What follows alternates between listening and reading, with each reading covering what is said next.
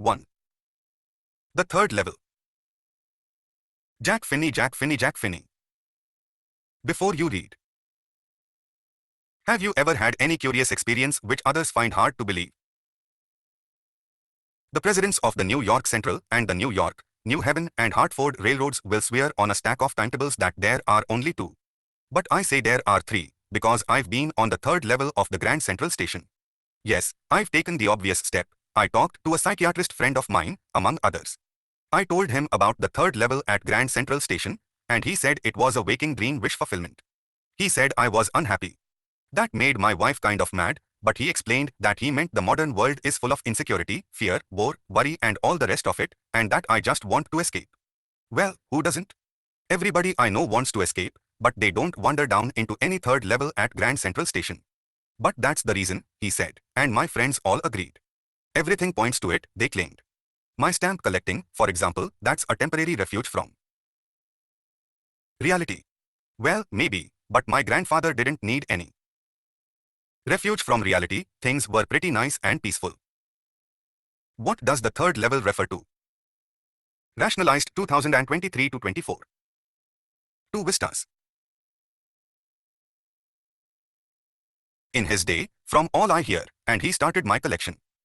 It's a nice collection too, blocks of 4 of practically every US issue, first day covers, and so on. President Roosevelt collected stamps too, you know.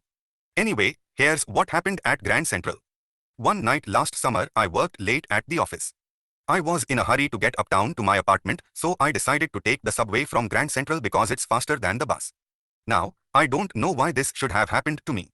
I'm just an ordinary guy named Charlie, 31 years old, and I was wearing a tan gabardine suit and a straw hat with a fancy band. I passed a dozen men who looked just like me.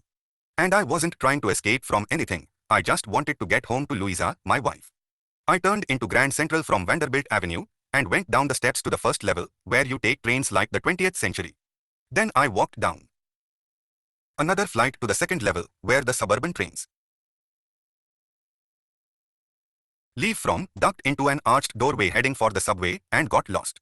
That's easy to do.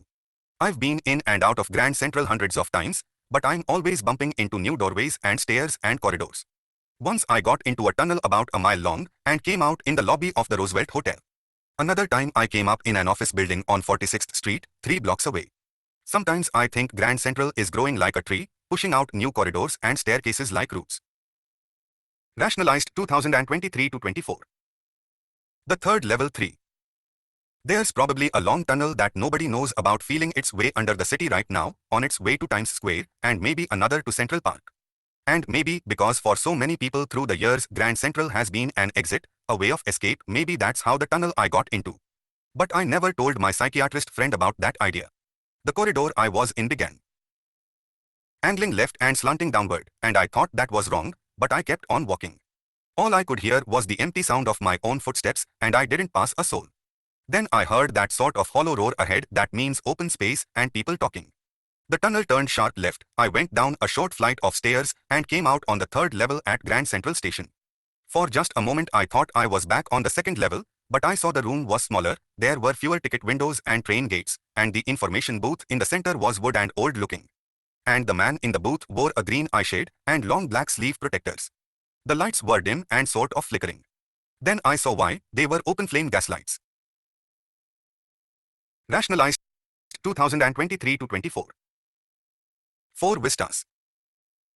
There were brass spittoons on the floor, and across the station a glint of light caught my eye. A man was pulling a gold watch from his vest pocket. He snapped open the cover, glanced at his watch and frowned. He wore a derby hat, a black 4-button suit with tiny lapels, and he had a big, black, handlebar mustache.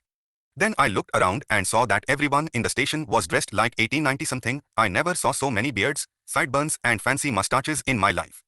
A woman walked in through the train gate. She wore a dress with leg of mutton sleeves and skirts to the top of her high-buttoned shoes.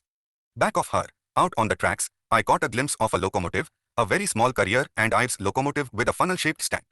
And then I knew. To make sure, I walked over to a newsboy and glanced at the stack of papers at his feet. It was the World, and the World hasn't been published for years. The lead story said something about President Cleveland. I found that front page. since, in the public library files, and it was printed 11th June 1894. I turned toward the ticket windows knowing that here, on the third level at Grand Central, I could buy tickets that would take Louisa and me anywhere in the United States we wanted to go. In the year 1894. And I wanted to tickets to Galesburg, Illinois. Have you ever been there? It's a wonderful town still, with big old frame houses, huge lawns, and tremendous trees whose branches meet overhead and roof the streets. And in 1894, summer evenings were twice as long, and people sat out on their lawns, the men smoking cigars and talking quietly, the women waving palm leaf fans, with the fireflies all around, in a peaceful world. To be back there with the First World War still 20 years off, and World War II over 40 years in the future. I wanted two tickets for that. Rationalized 2023 to 24. The third level 5. The clerk figured the fare, he glanced at my fancy hatband, but he figured the fare, and I had enough for two coach tickets, one way. But when I counted out the money and looked up, the clerk was staring at me. He nodded at the bills. That ain't money, mister, he said, and if you are trying to skin me, you won't get very far, and he glanced at the cash drawer beside him. Of course the money was old-style bills, half again as big as the money we use nowadays, and different looking. I turned away and got out fast. There's nothing nice about jail, even in 1894. And that was that. I left the same way I came, I suppose. Next day, during lunch hour, I drew $300 out of the bank, nearly all we had, and bought old-style currency that really worried my psychiatrist friend. You can buy old money at almost any coin dealers, but you have to pay a premium. My $300 bought less than 200 in old-style bills, but I didn't care. Eggs were 13 cents a dozen in 1894. But I've never again found the corridor that leads to the third level at Grand Central Station, although I've tried often enough. Louisa was pretty worried when I told her all this, and didn't want me to look for the third level anymore, and after a while I stopped. I went back to my stamps. But now we are both looking, every weekend, because now we have proof that the third level is still there. My friend Sam Weiner disappeared. Nobody knew where, but I sort of suspected because Sam's a city boy, and I used to tell him about Galesburg. I went to school there, and he always said he liked the sound of the place. And that's where he is, all right. In 1894. Because one night, fussing with my stamp collection, I found, well, do you know what a first day cover is? When a new stamp is issued, stamp collectors buy some. Would Charlie ever go back to the ticket counter on the third level to buy tickets to Galesburg for himself and his wife? Rationalized 2023 to 24. 6 Vistas. And use them to mail envelopes to themselves on the very first day of sale, and the postmark proves the date. The envelope is called a first day cover. They're never opened, you just put blank paper in the envelope. That night, among my oldest first day covers, I found one that shouldn't have been there. But there it was. It was there because someone had mailed it to my grandfather at his home in Galesburg. That's what the address on the envelope said.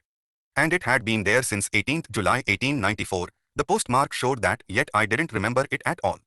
The stamp was a 6-cent, dull brown, with a picture of President Garfield. Naturally, when the envelope came to Granddad in the mail, it went right into his collection and stayed there till I took it out and opened it. The paper inside wasn't blank. It read, 941 Willard Street, Galesburg, Illinois, 18th July 1894. Charlie, I got to wishing that you were right. Then I got to believing you were right. And, Charlie, it's true, I found the third level. I've been here 2 weeks, and right now, down the street at the Dollies, someone is playing a piano, and they're all out on the front porch singing Seeing Nellie Home. And I'm invited over for lemonade. Come on back, Charlie and Louisa. Keep looking till you find the third level. It's worth it, believe me. The note is signed Sam. At the stamp and coin store I go to, I found out that Sam bought $800 worth of old-style currency. That ought to set him up in a nice little hay, feed and grain business. He always said that's what he really wished he could do, and he certainly can't go back to his old business. Not in Galesburg, Illinois, in 1894. His old business. Why, Sam was my psychiatrist.